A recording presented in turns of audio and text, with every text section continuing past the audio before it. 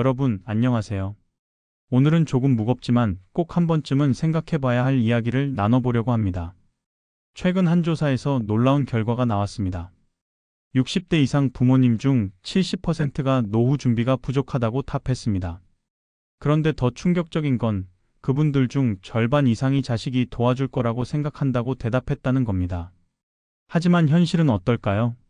제가 아는 한 분은 이렇게 말씀하셨습니다. 내가 평생 애들 키우느라 내 노후는 생각도 못했어. 그런데 막상 필요할 때 보니까 애들도 자기 살기 바쁘더라고. 나만 바보가 된 것 같아. 이 말을 들으면서 저는 가슴이 아팠습니다. 부모님은 잘못이 없으시거든요. 다만 시대가 바뀌었을 뿐입니다. 우리가 자랐던 그 시절과 지금은 완전히 다른 세상이 되었습니다. 오늘 이 시간에는 노후의 자식이 절대 도와주지 않는 세 가지 순간에 대해 솔직하게 이야기해 보려 합니다. 이건 자식이 나빠서가 아닙니다. 현실이 그렇다는 겁니다. 그리고 이걸 미리 알고 준비하면 여러분의 노후가 훨씬 더 행복해질 수 있습니다. 잠깐 영상 보시기 전에 구독과 좋아요 부탁드립니다. 여러분의 작은 클릭 하나가 더 좋은 콘텐츠를 만드는 데 큰 힘이 됩니다. 자, 그럼 시작해 볼까요? 첫 번째 순간입니다.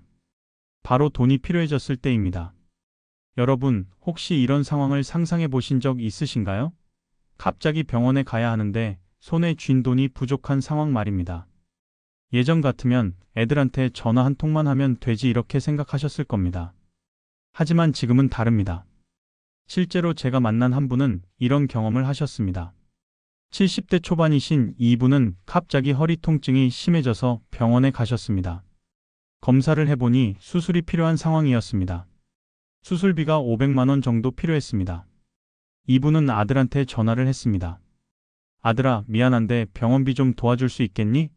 나중에 꼭 갚을게. 그런데 전화기 너머로 들려온 목소리는 예상과 달랐습니다. 아버지, 죄송한데요. 저희도 지금 애학원비에, 대출 이자에, 생활비에 정말 빠듯해요. 당장 500만 원을 어디서 구해요? 이분은 그날 밤 잠을 이루지 못하셨다고 합니다. 서러워서가 아니라 아들 말도 이해가 되기 때문이었습니다. 여러분, 이게 지금 현실입니다. 요즘 30대, 40대 자식 세대가 얼마나 힘든지 아십니까? 평균 대출금이 1억 원이 넘습니다. 한 달 대출 이자만 200만 원에서 300만 원씩 나갑니다. 거기에 아이 키우는 비용, 생활비, 부모님 두 집 명절 용돈까지 생각하면 한 달에 손에 쥐는 돈이 거의 없습니다.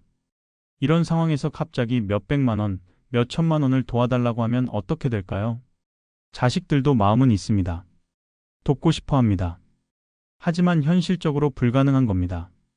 자기 통장에도 돈이 없는데 어떻게 도와주겠습니까? 더 안타까운 건 이런 상황이 한 번으로 끝나지 않는다는 겁니다. 처음에는 병원비 500만 원이었습니다. 그런데 나이가 들수록 병원 갈 일이 더 많아집니다. 약값도 나갑니다. 생활비도 모자랍니다. 집 수리비도 필요합니다. 자식한테 한 번 도움을 요청하고, 두 번 요청하고, 세 번 요청하다 보면 어떻게 될까요? 자식들은 점점 전화를 피하기 시작합니다. 또 돈 달라는 전화인가? 이런 생각이 먼저 들기 때문입니다. 부모님은 서러워집니다. 내가 평생 키워놓았더니 이제는 전화도 안 받네.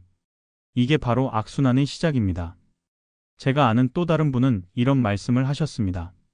나는 애들 키울 때 내 밥을 굶어도 애들 밥은 꼭 챙겨줬어. 그런데 이제 내가 힘들 때는 애들이 나를 피하더라고.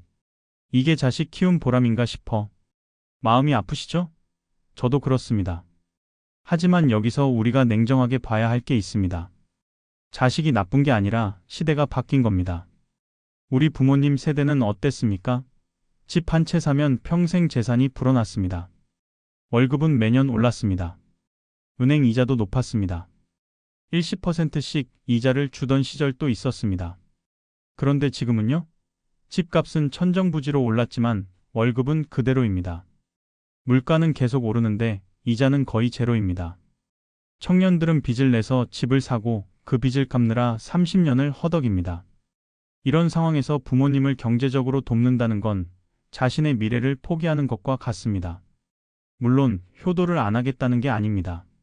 하고 싶어도 못하는 겁니다. 여력이 없는 겁니다. 그럼 어떻게 해야 할까요? 답은 간단합니다. 자식한테 의존하지 말고 스스로 준비해야 합니다. 그래도 내 자식인데 힘들면 도와주지 않겠어? 이렇게 생각하시는 분들도 계실 겁니다. 물론 도와주고 싶어 할 겁니다. 하지만 도와줄 수 있는 상황이 아니라는 게 문제입니다. 실제로 한 설문조사를 보면 30대, 40대 자녀 중 70% 이상이 부모님을 경제적으로 돕고 싶지만 현실적으로 불가능하다고 답했습니다. 마음은 있는데 여력이 없는 겁니다. 그렇다면 우리는 어떻게 준비해야 할까요?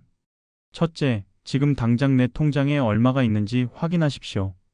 생활비는 한 달에 얼마나 드는지, 병원비는 얼마나 필요한지 구체적으로 계산해 보십시오. 둘째, 국민연금이나 기초연금을 꼭 챙기십시오.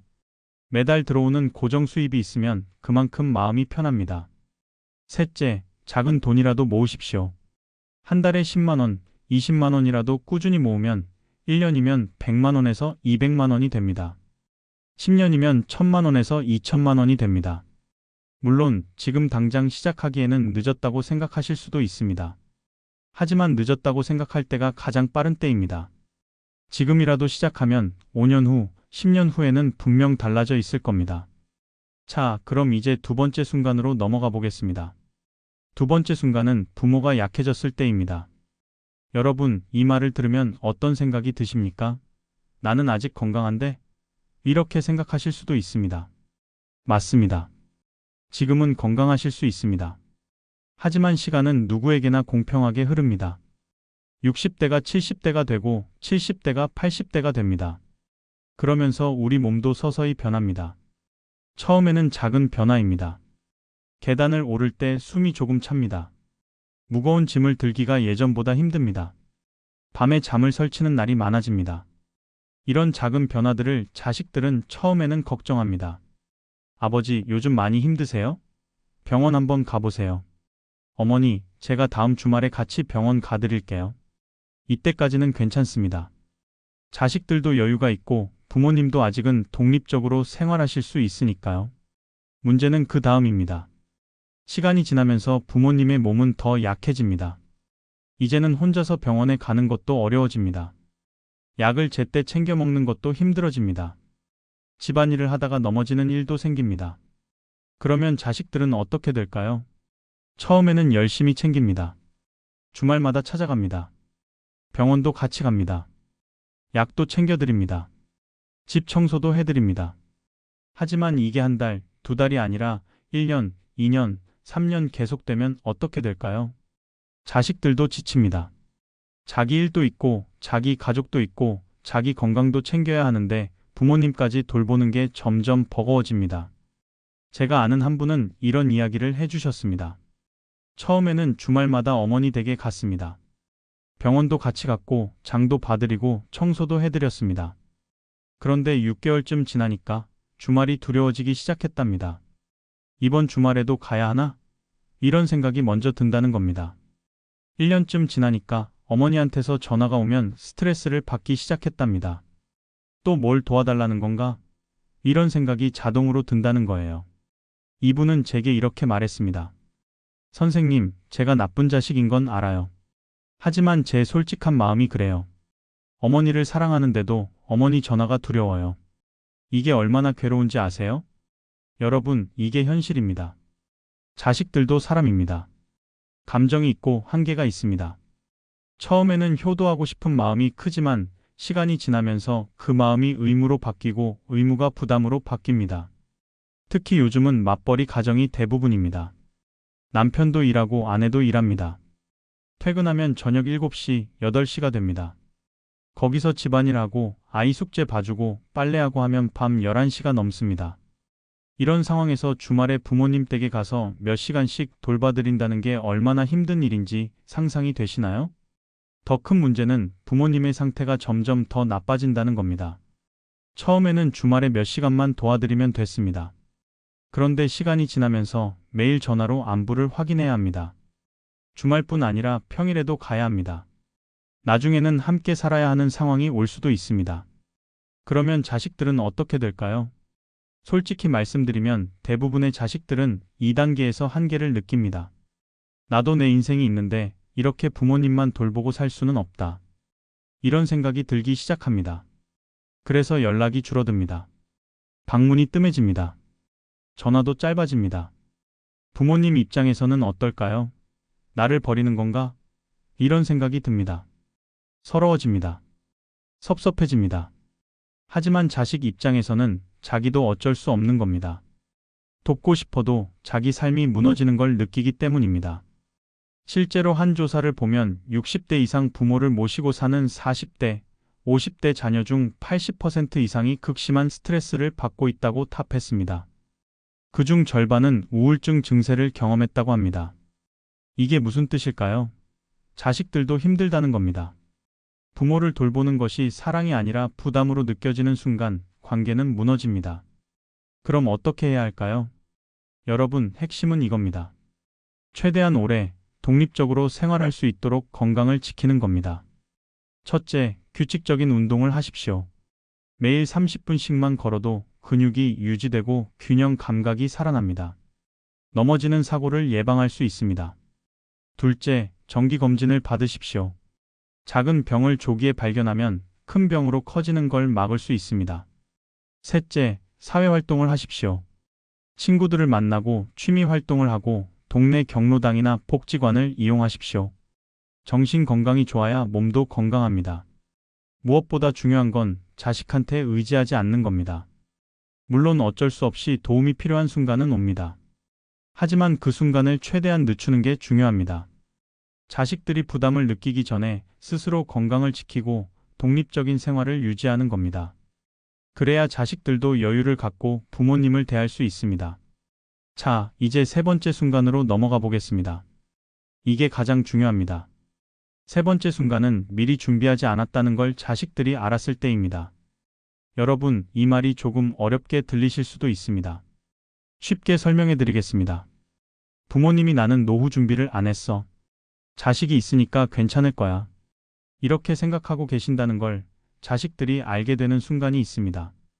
그 순간 자식들의 마음속에는 이런 생각이 듭니다. 아, 부모님이 나를 노후 계획에 포함시켰구나. 내가 책임져야 하는구나. 이 순간부터 자식들은 부모님과 거리를 두기 시작합니다. 왜 그럴까요? 인간은 누구나 자기 인생을 살고 싶어 합니다. 특히 요즘 세대는 더욱 그렇습니다. 자기 꿈도 있고 하고 싶은 일도 있고 가고 싶은 곳도 있습니다.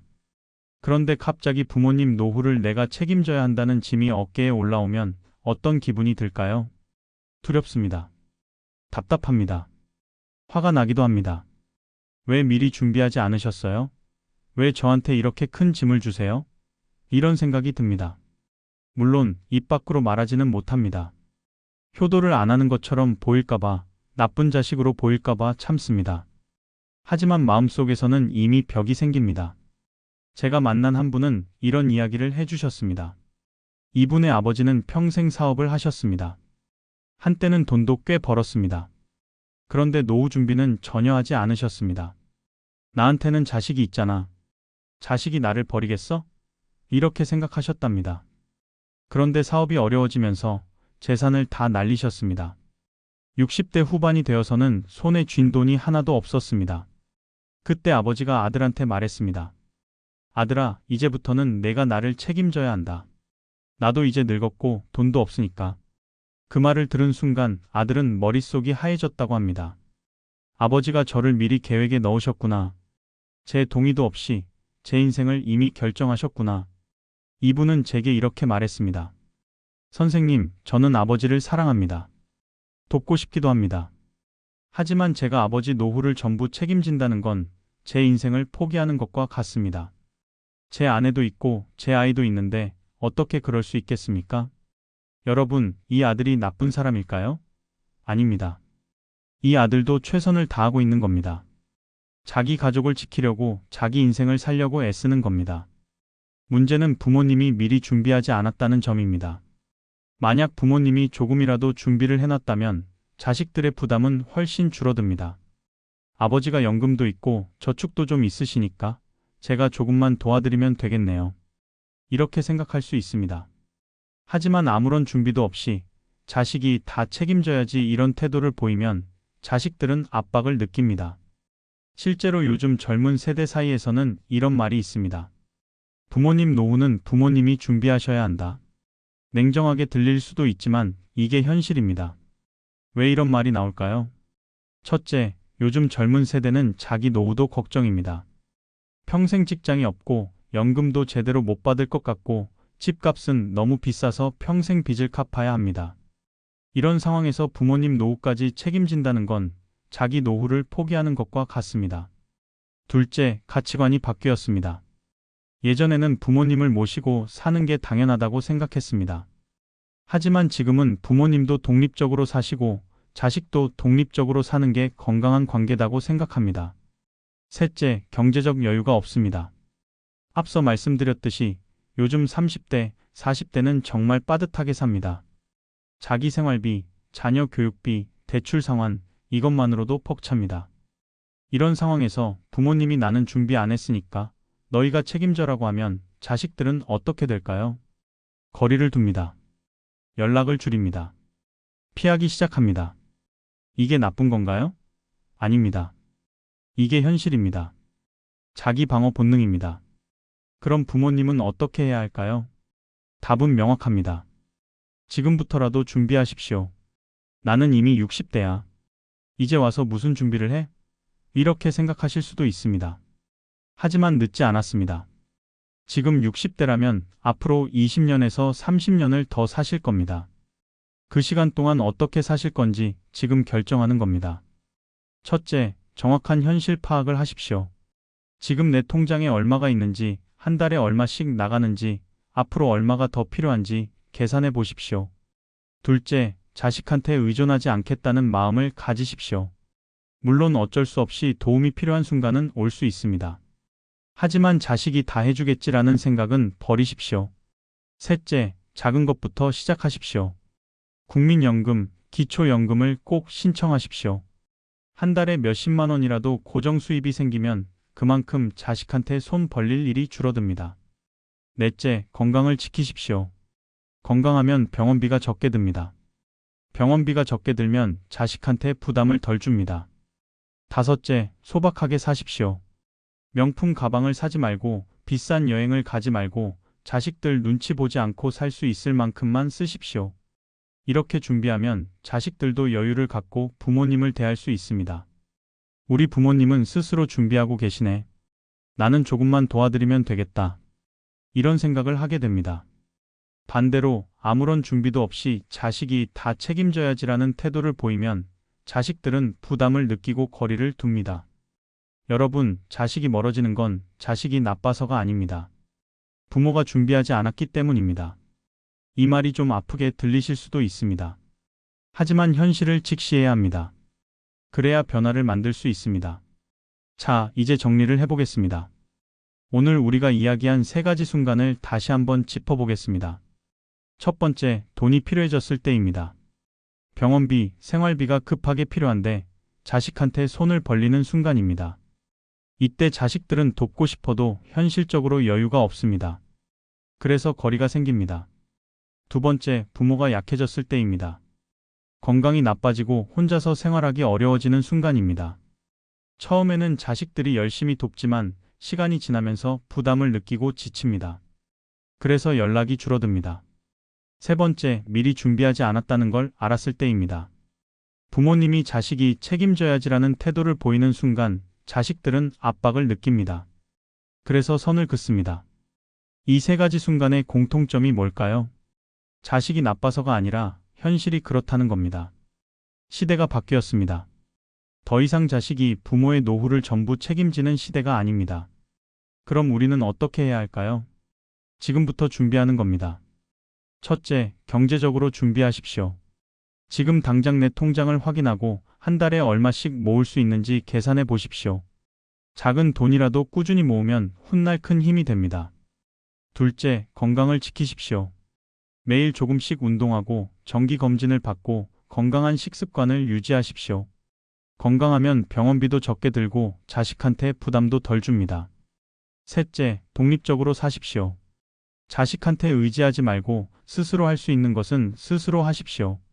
친구들을 만나고 취미 생활을 하고 사회활동에 참여하십시오. 넷째, 소박하게 사십시오. 자식들 눈치 보면서 비싼 것을 사지 마십시오. 내가 감당할 수 있는 범위 안에서 살면 마음도 편하고 자식들과의 관계도 좋아집니다. 다섯째, 자식과의 관계를 새롭게 정립하십시오. 자식이 나를 책임져야 한다는 생각을 버리고 나는 나대로, 자식은 자식대로 각자의 인생을 산다는 마음을 가지십시오. 그래야 서로를 존중하고 사랑할 수 있습니다. 여러분, 이렇게 준비하면 어떻게 될까요? 자식들이 여유를 갖고 부모님을 대할 수 있습니다. 부담이 아니라 사랑으로, 의무가 아니라 자발적으로 찾아올 수 있습니다. 그리고 부모님도 당당하게 살 수 있습니다. 나는 내 인생을 스스로 책임지고 있다. 자식한테 손 벌리지 않는다. 이런 자부심을 가질 수 있습니다. 이게 진짜 행복한 노후입니다. 제가 아는 한 분은 70대 중반이십니다.